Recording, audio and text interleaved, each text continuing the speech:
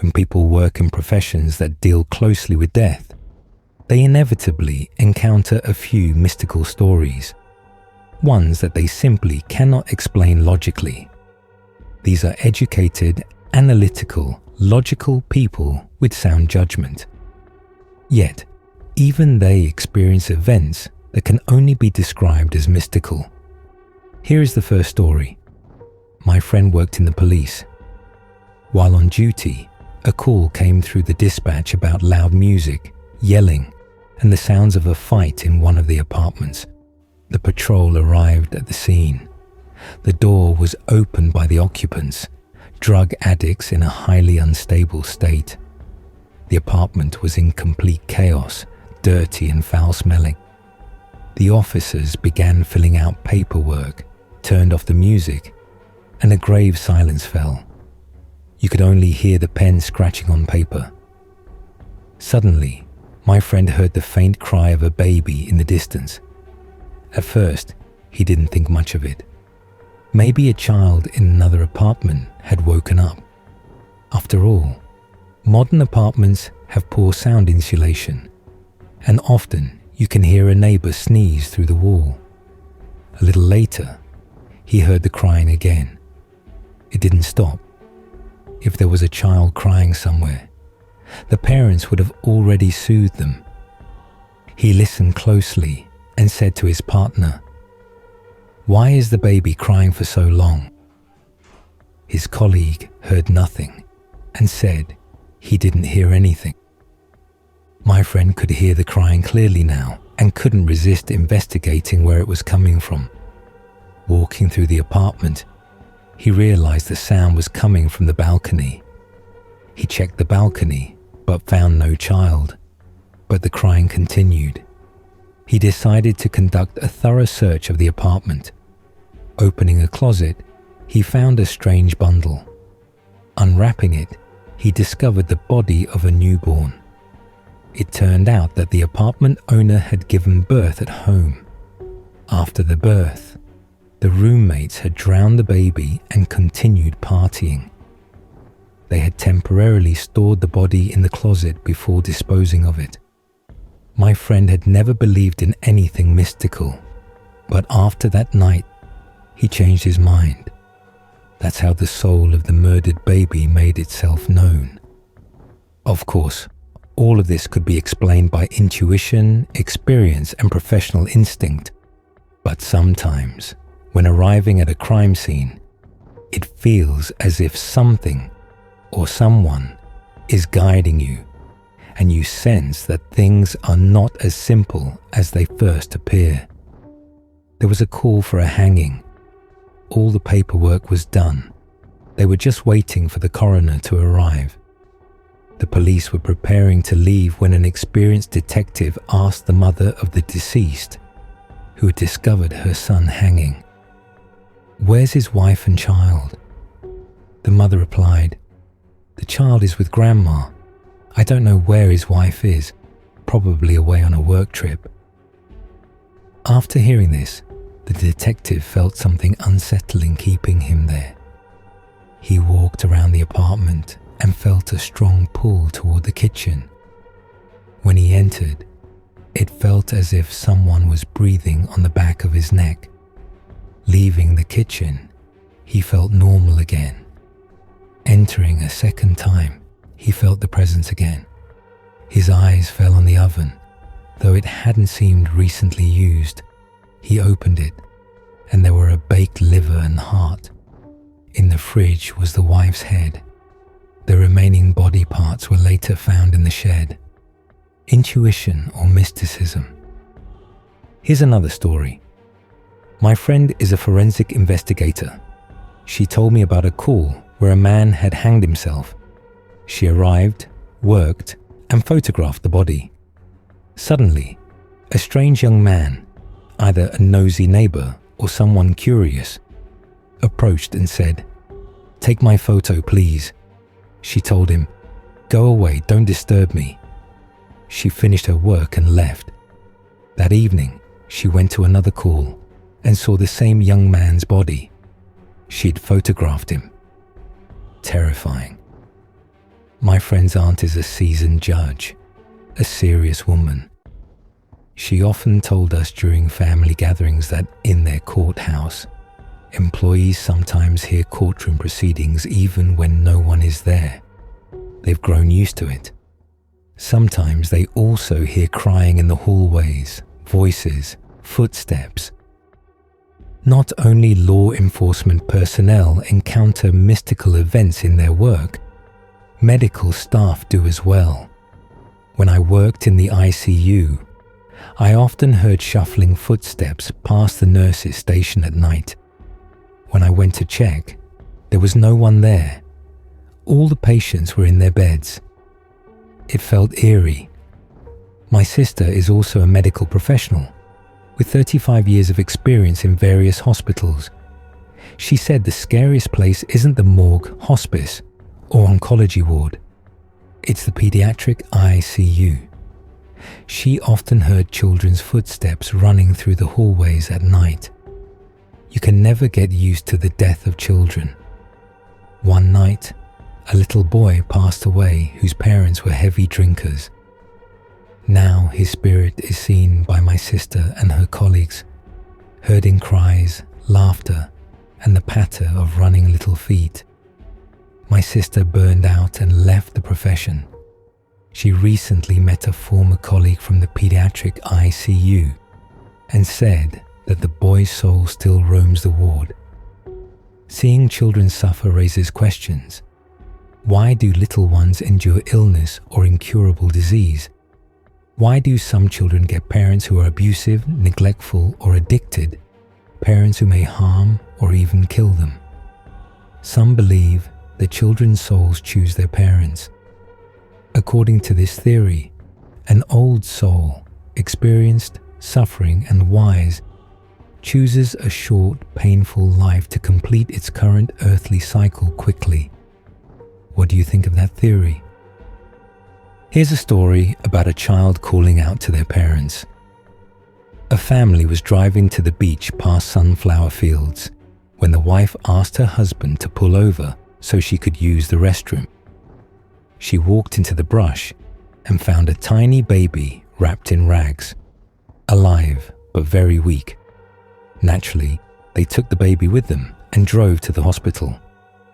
An investigation followed, but they could never determine who the child belonged to or how they ended up there. The couple monitored the case, and eventually they adopted the boy. The remarkable thing is that the woman later admitted to her husband that she had heard the baby crying or calling all along, which is why she asked to stop. I don't usually believe in the supernatural, but this story gives me chills. That child, found in such a way, now lives with that family and has grown into a young man. Whether true or embellished, I believe some people experience a genuine intuition that can save lives. And finally, another similar story. I believe this can happen. I know people who experience something like this. My parents had friends, a married couple, who struggled to have children for a long time. Eventually, they had a daughter. When she was 15, she was hit by a bus and died in her mother's arms. The grief was unimaginable. Everyone thought the mother would go insane. Life went on, and the couple got a dog to keep them company in the evenings after work. One winter evening, sometime later, the dog wanted to go outside. The woman opened the door, letting the dog into the yard. They lived in a private house. The dog started barking and trying to get past the gate. She had to put on her coat, take the leash, and follow the dog. It was dark, snow falling. Suddenly, the dog started digging furiously. The woman went to see and found a newborn baby, lightly covered in snow, wrapped in a blanket on the ground. She quickly wrapped the baby in her coat and ran home. They called the ambulance and the police. A few days later, they discovered the baby girl was alive and healthy. They adopted her and named her Snow. Today, she is around 30 years old.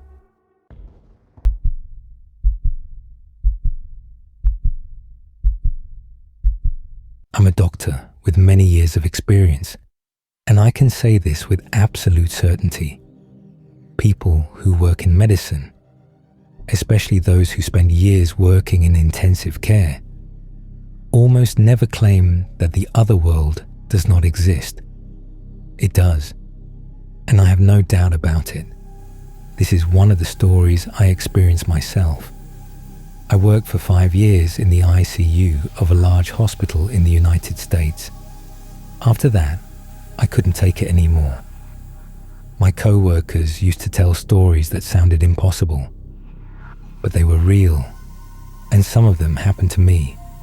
One night, a woman was admitted in extremely critical condition. She was standing right at the edge of life. It was a severe car accident, multiple traumatic injuries. The surgeons did everything they could, more than anyone expected. They literally put her body back together. But despite all efforts, the patient fell into a coma. She was placed in a private ICU room with a small observation window so the staff could monitor her without entering. During one of my night shifts, as I walked past that window, something caught my attention. Next to the patient's bed stood 2 people, an adult man and a boy about 9 years old. The terrifying part, they were not wearing hospital gowns. I immediately called the attending physician and asked if any visitors had been allowed. The answer was clear. No visitors. I entered the room right away, and they were gone. Both of them. Gone in an instant. I was in shock. There was no possible way they could have passed me without being seen. At my next shift, the nurse I was relieving told me, visibly shaken, that the exact same thing had happened during her watch. Soon we learned the truth. In that same accident, there had been fatalities. The woman's husband and her 9-year-old son had both died. When the patient's condition improved and she began to recover, she once showed me a photograph. It was a picture of her with her husband and her son. My blood ran cold. They were the same people I had seen standing by her bed. Later, during another night shift, the unit became unnaturally quiet. So quiet I could hear the wall clock ticking at the nurse's station and the hum of a refrigerator down the hall. And then, I heard footsteps. They were coming closer. I looked. No one was there. Fear froze my body. I pulled the blanket over my head and didn't move. For several agonizing seconds, I heard those footsteps walk past me on the old floor, covered in worn linoleum. And then, silence. That's my story. When I told my colleagues, they believed me. Many had experienced similar things. I was 19 when I first encountered this. Now I'm 41, and I know for certain the other world is real. My mother worked in intensive care for many years, and she experienced truly disturbing things as well. One night, she was on a night shift, sitting alone in her office. The hallways were empty, deep night, and suddenly, she clearly heard children laughing. Several children, laughing and playing, as if they were running down the hallway. My mother stepped out to check. The corridor was completely empty, no one there. She went back into her office. Some time passed, and again, the same children's laughter, in the same empty hallway. It happened twice during that single night.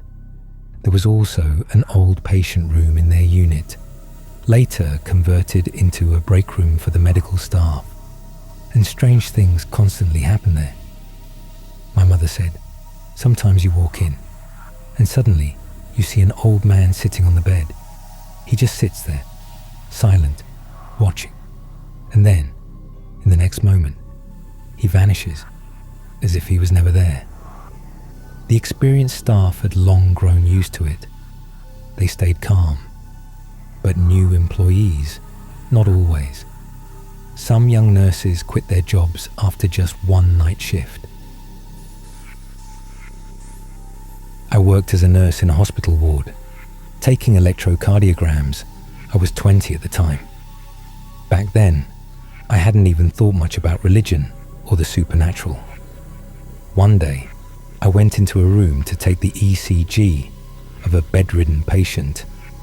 I noticed he was deteriorating quickly. We called the on-duty doctor, another nurse, and started resuscitation. I assisted them. At some point, I felt a sudden cold draft coming from above, from the corner of the room, as if a hidden door had opened. The icy air seemed to thicken, and I had a clear sensation that someone was standing there, watching our every move. In that moment, my hands dropped, and a thought ran through my mind. It's over. There's no point in continuing. The doctor stopped resuscitation. I sent myself to the nurse's room to rest for a couple of hours. After resting, I returned to the room and almost dropped a container. My hands were shaking, my legs numb. On the bedside table sat a demon, a real demon, just like in books and folklore, about 1/2 meter tall, hairy, with horns, hooves, a tail, and a pig-like snout. I looked at it.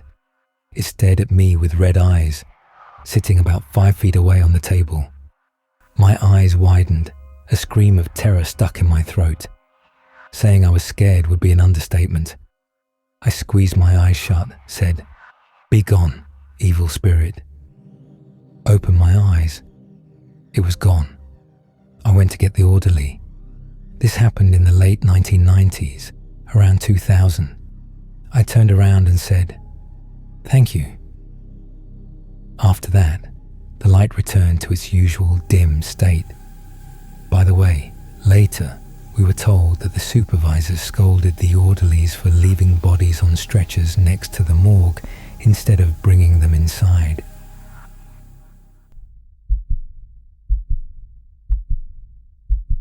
This happened when I was 13 years old, right after finishing 6th grade. Summer vacation had just begun, and that was when everything unfolded. It was the mid-1960s. My father was serving in the US Navy, and we lived in Charleston, South Carolina, not far from a major naval base. The city was full of military families. That summer, I was supposed to leave for a military summer camp near Myrtle Beach, where children of service members went every year. I had been dreaming about hiking trails, sleeping in tents, sitting by a blazing campfire at night, singing songs, and eating baked potatoes wrapped in foil. Instead, I ended up in an infectious disease ward with scarlet fever. They placed me in a small isolation wing attached to the main hospital building. At the time, I was the only patient there. The loneliness alone was heavy enough. But what made it worse was the fact that the city morgue stood not far from the hospital grounds. My room was on the 2nd floor, a small ward with 2 beds. At the head of the beds was a window. At the foot, a door with a glass panel in its upper half. Outside that door was a landing with a wooden staircase leading down to the 1st floor. The first night of my solitary confinement was beginning. It was around 10 o'clock when a nurse came in, checked on me, wished me good night, and turned off the lights. I lay down. The bed stood against the wall. To my left was the window, slightly open, letting in the warm scent of a southern summer night that pushed away the sterile hospital smell. A thin curtain shifted gently in the draft. Outside, the darkness was thick and complete, alive with the steady hum of cicadas. And yet, sleep would not come. I lay there wide awake. The room was suffocating, thick, heavy air still holding the heat of the day. My thoughts circled endlessly. I turned from side to side, and the sagging metal springs beneath me creaked with every movement. From time to time, I glanced at the door, more precisely, at the glass panel in its upper half. It stood out sharply against the pale surface of the door, lit by the single bulb on the stair landing outside. Then suddenly, a shadow crossed the glass. Someone was standing there. I lifted my eyes and froze. Behind the glass stood a devil, a real one, exactly the way they are drawn in storybooks and imagined in our minds. About my height, maybe 5 feet tall, covered in coarse hair, long donkey-like ears rising from its misshapen head, 2 small horns between them, a pig's snout, a pointed goat's beard, and behind it, slowly swaying, a thin tail with a tuft at the end. It stood only a few yards away, staring at me with glowing red eyes, and I stared back. To say I was afraid would be an understatement. The air in the room was heavy and humid, yet from that creature came a wave of icy cold so sharp it sent a chill straight through my body. Fear crept inside me, slowly, relentlessly, filling every part of me. My temples pounded. Panic tightened around my chest. My father, a career Navy officer, had taught me since childhood to stand firm. If you're knocked down, fight on your knees. If you can't stand, crawl, but move forward. And in that moment, I understood. I had to act. I couldn't just lie there. With a surge of will, I jumped out of bed and rushed toward the door. The devil twisted its face into a grimace and vanished. I threw the door open. No one there. I listened. Silence. I bolted down the wooden staircase. Empty. I ran outside onto the porch and stopped. In the darkness, 2 hospital orderlies dressed in white were carrying a body on a stretcher covered with a sheet. They were heading toward the morgue. There was no one else. Only the relentless hum of cicadas and the thick blackness of the night.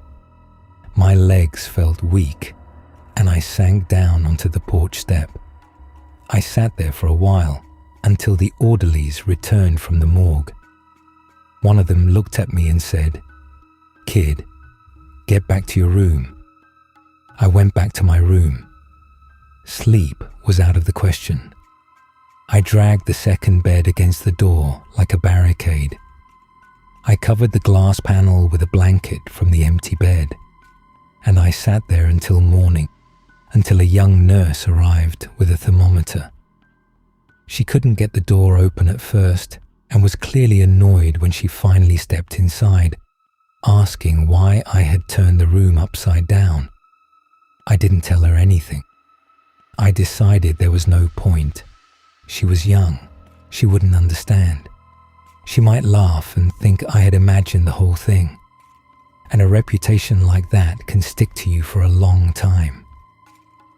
After she left, I dozed off briefly before the morning rounds. Later that day, my grandmother came to visit. To her, I told everything. About the devil at the door, about the body the orderlies carried toward the morgue. My grandmother was a deeply religious woman. As I spoke, she kept crossing herself and whispering, "Lord, have mercy." When I finished, she said a prayer and made the sign of the cross in every corner of the room, over the window and the door. Then she sat quietly for a while thinking. Finally, she offered her explanation. In her view, a great sinner must have died that night, and the devil had come to claim his soul, walking ahead, clearing the path to hell, and on the way, he had looked in on me. To be honest, I didn't agree with every part of her explanation, especially the idea that anyone needed a path cleared to hell. But I didn't argue. That was the first time I truly wondered whether adults tell us everything about how this world works. Before that, I had heard stories about devils, read them in books. They always felt like fiction. But after that night, I understood something differently. If evil exists, then good must exist too. If there is a hell, there must also be a heaven. And one of those places waits for every person, every single one. And it is up to each of us where we end up. That was the only experience like that in my life. I have never seen anything like it again.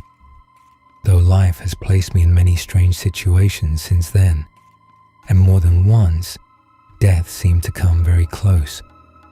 But it seems my time had not yet come.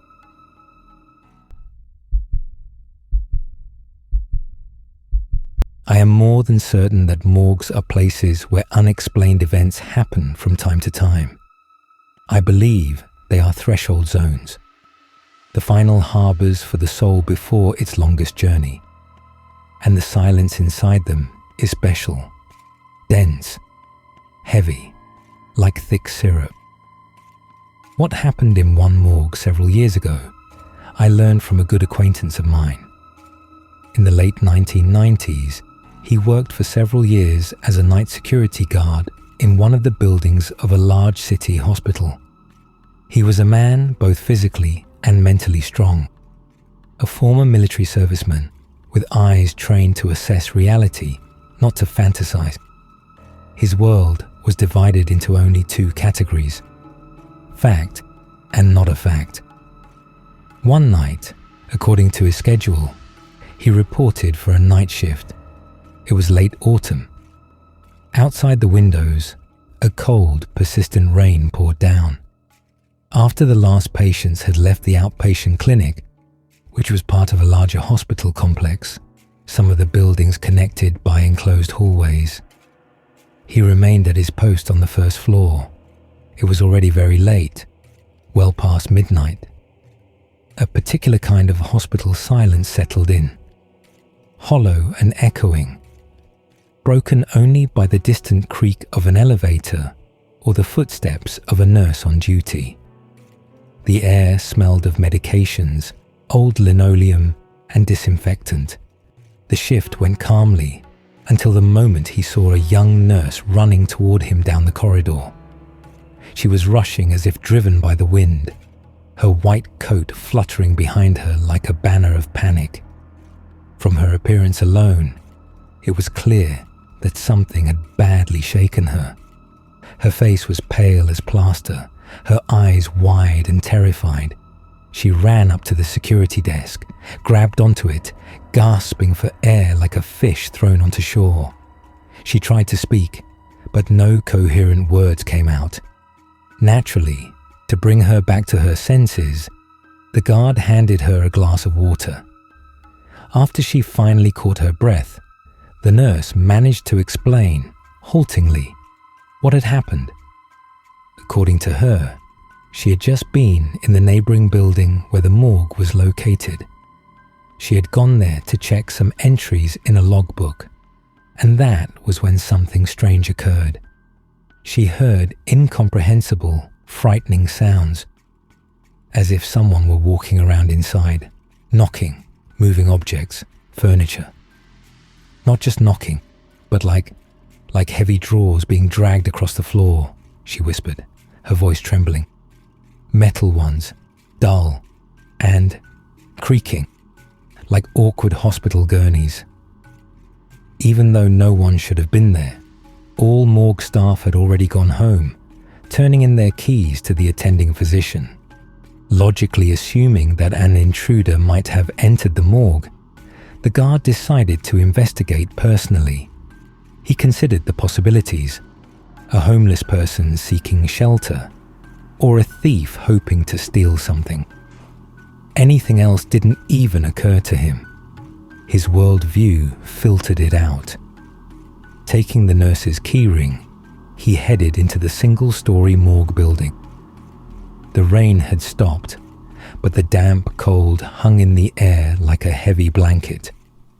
The flickering light at the entrance cast jumping shadows on the brick wall. First, he inspected the exterior windows, confirming they were intact. He checked the locks on the doors, untouched. Entering the morgue hall, he inspected adjacent corridors. Nothing unusual, no one in sight. The air inside was different, sterile cold, with the sharp, persistent scent of formaldehyde and something else, sweet yet heavy. Absolute silence, absorbing every sound, like cotton wrapping the building. Several locked rooms were accessible from the hall. 3 of them contained refrigerators for storing bodies. He opened one, checked inside. Empty. Rows of massive metal compartments, like huge wall drawers, were silent. He even touched the handle, cold, still. Another room, also fine. The deceased rested quietly, undisturbed. The 3rd room remained to check. Long, windowless, the far end ending with another door. This was the coldest place. The fluorescent tube gave off a dim light, accompanied by a faint, unpleasant hum.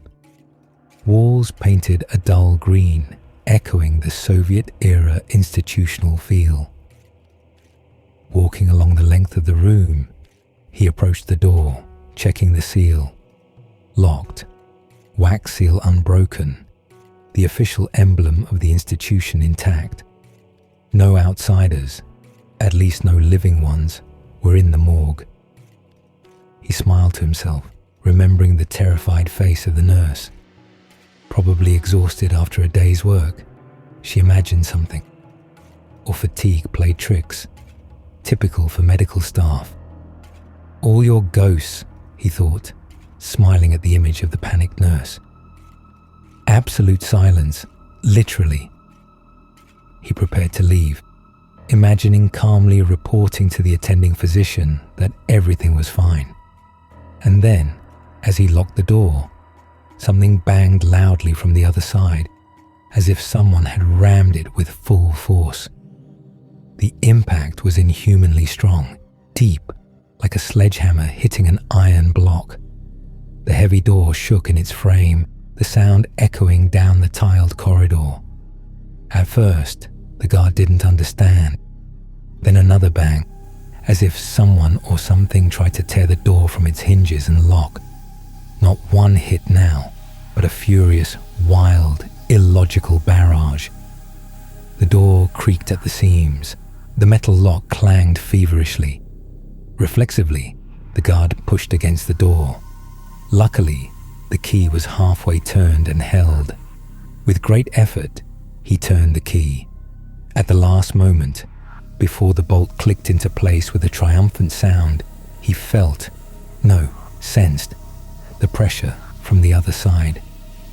Not mere physical force, but blind, bottomless, voiceless rage, cold as the refrigerators themselves. After that, the fearless guard ran as fast as he could. He didn't remember crossing the hospital grounds or bursting into the main building. His legs carried him far from the unknown.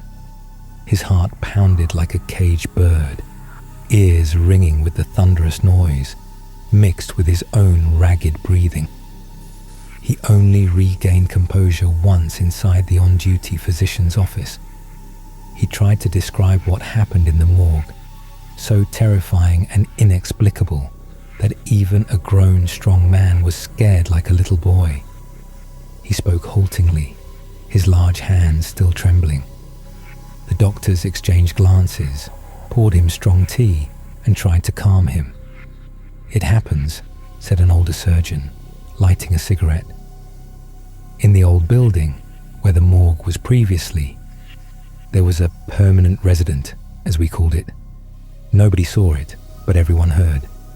We moved here, and it began. Only here, more aggressive somehow. What it was, no one could determine. Inexplicable, frightening at first, yet harmless. No one had been hurt. The only solution, get used to it, or ignore it. It's like the sound of pipes, bothers you until you adjust. Our acoustics are special, the second doctor said, joking, but without humour. According to my acquaintance, before that night shift, he didn't believe in anything mystical, but after the inexplicable events in the morgue, he could no longer deny its existence. Belief or disbelief, those aren't the words, he told me later, looking past me. There's a fact. I felt it. Not a hallucination. Like radiation. You can't see it, but it's there and it can kill. Only this. It doesn't harm the body. It hits something deep inside, the part that knows true, pure emptiness beyond the edge. And it knows that emptiness isn't empty. This story's takeaway goes beyond the simple idea of the supernatural exists. It's about the ecological factor of a place. A morgue isn't just a building. It's a condensation point, the quintessence of certain states. Extreme pain, unresolved grief, sudden and often unacknowledged transitions. The energetic residue of these states permeates the walls, like smoke. Sometimes, under certain circumstances, the quiet of night, the fatigue of an observer, a shift in the atmosphere, this concentrated sediment becomes active. It's not a spirit in the classic sense. It's more like an imprint, a cluster of unspoken words, unsent souls, unfulfilled farewells. It can make noise, or it can resist violently when the living, with their crude materiality and indifference, try to trap it in four walls as if it were just a draft. The main lesson isn't fear. The lesson is humility. Acknowledging that there are territories where our logic is only a weak flashlight in total darkness, where silence after a scream speaks louder than the scream itself, where a seal on the door isn't protection from the outside, but a naive attempt to shield oneself from what is already inside and has always been there.